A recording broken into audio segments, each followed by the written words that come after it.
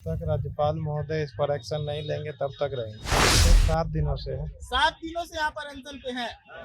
Not admitted क्यों दिखा रहा, तो कहता कि आप लोग ने डॉक्यूमेंट ही जमा नहीं करवाया, आप लोग ने एडमिशन नहीं किया है, हम लोग ने ऑनलाइन पेमेंट वगैरह सब चीज किया है। ये कुलपति लोग कुछ भी फैलाए, मैं हटने वाला नहीं हूँ। वो अपना गुंडा भेज रहे हैं कि अनशन तोड़ने के लिए। गुंडा भेज रहे हैं, धमकाते हैं कि अनशन तोड़ दो, नहीं तो गलत हो जाएगा, ये हो जाएगा। क्या छात्रों की आवाज उठाना ठेका है? तो ऐसे छात्र के लिए हम लोग बहुत ठेका उठाने का काम करेंगे। नमस्कार, मैं प्रशांत और आप देख रहे हैं द एचडी न्यूज। देखिए, इस वक्त मेरी मौजूदगी पटना के बीडी कॉलेज के पास है। आप देख सकते हैं हमारे पीछे पटना का बीडी कॉलेज है और इधर हमारे पीछे कुछ अभ्यर्थी आपको नजर आ रहे होंगे जो लेटे हुए हैं। ये लोग यहाँ पर आमरण अनशन पे बैठे हैं। ये लोग आमरण अनशन पे बैठे हैं क्योंकि कई लोगों के एडमिशन में दिक्कत आई है और उसे सुधारने की मांग ये लोग रख रहे थे, लेकिन इनकी मांगों को नहीं सुना जा रहा है। साथ ही इन लोगों का आरोप है कि कॉलेज में कई लोग ऐसे हैं जो भ्रष्ट हैं, वो गलत वसूली भी करते हैं। क्या कुछ कह रहे हैं वो लोग, उनसे बात करते हैं और उनसे जानने का प्रयास करते हैं कि आखिर वो लोग अपनी मांग क्या रखे हैं और कब से ये लोग यहाँ पर बैठे हुए हैं। मेरा एडमिशन नहीं हुआ है। क्यों, क्या करवाइए? मेरा मेरिट लिस्ट में आने के बावजूद नाम नाम था? हाँ, मेरिट लिस्ट में मेरा नाम आ चुका था, सेकंड मेरिट लिस्ट में। हाँ, उसके बाद मैंने ऑनलाइन एडमिशन अप्लाई किया था अंदर से। उसके बाद मुझे ये पेमेंट स्लिप भी है मेरे पास, जो हमने पेमेंट किया था। पेमेंट वगैरह सब कर दिया? सब पेमेंट वगैरह सब।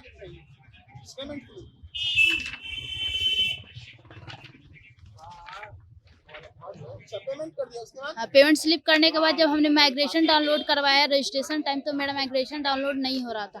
उसके बाद जब हमने कॉलेज में प्रिंसिपल से पूछा तो कहता कि आपका नॉट एडमिटेड दिखा रहा है। जब हमने पूछा कि नॉट एडमिटेड क्यों दिखा रहा है, तो कहता कि आप लोग ने डॉक्यूमेंट ही जमा नहीं करवाया, आप लोग ने एडमिशन नहीं किया है, हम लोग ने ऑनलाइन पेमेंट वगैरह सब चीज किया है।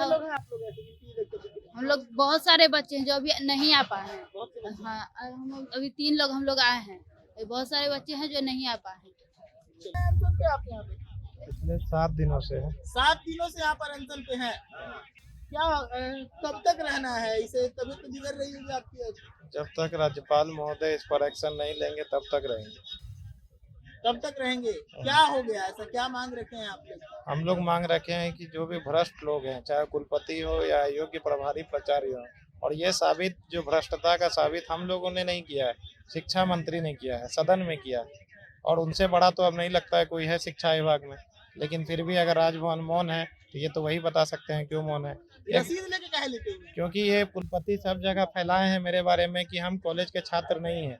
मैं 23-25 सेशन का छात्र हूँ, एमएससी फिजिक्स का, बीडी कॉलेज का, और ये लोग बोलते हैं कि ठेकेदार है ये वो। क्या मैं मर जाऊंगा तो वही पैसा को लेकर के आसमान में जाऊंगा क्या, कि पैसा के लिए अनशन पे बैठा है? अगर एक धरना ही कर देते नॉर्मल, तब भी उनकी बदनामी कितने लोग होती। हैं तकरीबन जिनकी मांगे आप रख रहे हैं?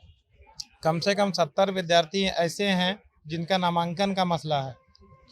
1000 विद्यार्थी ऐसे हैं जिनका रिजल्ट का मसला है। 1000? जिनका, हाँ, BD college, Dwarka college, JNL, हर कॉलेज के रिजल्ट फंसा हुआ है। आपको पीएचडी के लिए जो इंतजार कर रहे हैं बच्चे, जो एक प्रोफेसर बनने के लिए बच्चे पीएचडी करना चाहते हैं, वो बच्चे तो 4 साल से इंतजार कर रहे हैं। उन सारे मांगो। छात्र संघ चुनाव जो सबसे बड़ा जरूरी, क्योंकि अधिकारी डरते हैं कि जो एक ऑफिशियल छात्र नेता हो जाएंगे तो उनके बात को वो टाल नहीं पाएंगे। और ये जो क्वेश्चन है ना, सबसे बड़ा, ये जो बैनर आप देख रहे हैं, इस जो बैनर में फोटो आपको दिख रहा है, और भी बहुत लोग हैं, इतना ही हटा इस बैनर में, ये सब अयोग्य हैं। और इनकी अयोग्यता अरुण कुमार जो कुम्हरार के विधायक हैं, उन्होंने क्वेश्चन उठाया। संदीप सौरभ जो पालीगंज के विधायक हैं, उन्होंने क्वेश्चन उठाया। लेकिन उसके बाद भी कार्रवाई नहीं हुई। नहीं, जब शिक्षा मंत्री, सोचिए, सरकार के शिक्षा मंत्री ने स्वीकारा, कार्रवाई हुआ, सस्पेंड हुए वीसी, लेकिन उनका पावर दे दिया गया। और उसके बाद ये लोग और स्पीड में अवैध वसूली शुरू कर दी है। लड़कियों के लिए जो बेटी बचाओ बेटी पढ़ाओ है बिहार सरकार का, फ्री शिक्षा, ये हम लोगों ने नहीं घोषणा किया, बिहार सरकार। ये प्रभारी प्राचार्य क्या करते हैं, 500, 450, 2000 ऐसे करके लेते हैं लड़कियों से और एससी एसटी से, और बाद में सरकार से भी पैसा ले लेते हैं, और दोनों तरफ से पैसा लेकर के अपने ठेकेदार के माध्यम से कमीशन वसूलते हैं। ये जो विवेकानंद सिंह है, आप लोगों ने अपने तरफ से कोई लीगल रास्ता अपनाया है? लीगल रास्ता हम लोग पिछला अनशन में भी कुलपति जब माने, उसके बाद ये एडमिशन का मसला के लिए हम लोग धरना दिए, आवेदन दिए, पहले शांति प्रिय। जब नहीं माना गया और कुलपति बोल दिए कि अब साल बर्बाद हो गया, अगला साल एडमिशन लेना, तब हमको इस लोगों के लिए आमरण अनशन पे बैठना पड़ा। लेकिन ये कुलपति लोग कुछ भी फैलाए, मैं हटने वाला नहीं हूँ। वो अपना गुंडा भेज रहे हैं कि अनशन तोड़ने के लिए, गुंडा भेज रहे हैं, धमकाते हैं कि अनशन तोड़ दो नहीं तो गलत हो जाएगा, ये हो जाएगा। तो हम लोग क्या कर सकते हैं? फोन तो कर नहीं सकते हैं, रिकॉर्डिंग हो जाएगा। आदमी भेजते हैं यहाँ पे। पक्ष या विपक्ष की तरफ से कोई पॉलिटिकल अप्रोच आप लोग के साथ हुआ है? विपक्ष के तरफ से है कि जो है आ रहे हैं कुछ लोग, जैसे बसपा पार्टी के लोग आए थे, आयशा के लोग आए, सपा के लोग आए, कांग्रेस के लोग आए, यहाँ पर समर्थन दिया। पेपर में भी डेली प्रिंट हो रहा है, लेकिन कितना अनदेखा हो गया है। शिक्षा मंत्री से तो आपके मीडिया बंधु मदद कर रहे हैं हम लोगों की, और वो क्वेश्चन किए हैं जदयू कार्यालय में भी और दूसरे जगह भी, बोलते हैं कार्रवाई हो रहा है, लेकिन क्या कार्रवाई ये किसी को नहीं पता। क्या हुआ, आप लोग क्यों बैठे हैं यहाँ पर? हमारे छात्र नेता नीरज कुमार झा लगातार 7 दिनों से आमरण अनशन पर बैठे हुए हैं। आपके छात्र नेता बैठे हुए हैं? हमारे सिर्फ और सिर्फ एक ही मांग है, जिन छात्रों को एडमिशन में गड़बड़ी हुआ है, मेरिट लिस्ट में नाम आया, जब वो रजिस्ट्रेशन करवाने जाते हैं तो उनको पता चलता है कि मेरा एडमिशन नहीं है। जो राजभवन के द्वारा संज्ञान लिया गया था कि जो भी प्रभारी प्राचार्य है उनको हटाया जाए, जो सीनियर प्रोफेसर रहेंगे वही कॉलेज का प्रभारी प्राचार्य बनेंगे। लेकिन यहाँ पर बीडी कॉलेज एवं बहुत सारे विभिन्न कॉलेजों में जूनियर प्रोफेसरों को प्रभारी प्राचार्य बना दिया गया है। इन सभी मांगों को लेकर के हम लोग 13 अगस्त को भी हम लोग अनशन पे बैठे थे। 15 अगस्त को हमारे कुलपति महोदय आते हैं और बोलते हैं कि आप लोगों के सारी मांगों को मान लिया जाएगा, और रिटर्न में ये सब बात लिख करके दिया था कि आपके सारी बातों को मान लिया जाएगा। इसमें से अगर एक भी बात को अगर हमारे कुलपति महोदय मान चुके हैं तो हम उनसे बोलना चाहेंगे कि आपने हमें रिटर्न लिख करके दिया था कि आपकी सारी बातों को माना जाएगा, नहीं तो पुनः आप लोग अनशन पे बैठ जाइएगा। जब हमारे छात्र नेता अनशन पे बैठे हैं तो उनको बोला जा रहा है कि छात्र ही नहीं है वो, जबकि फिजिक्स के 2022 से 25 के सेशन के छात्र रह चुके हैं, और उनको गलत रूप से बताया जा रहा है कि ये लोग ठेका मांग रहे हैं, ये मांग रहे हैं।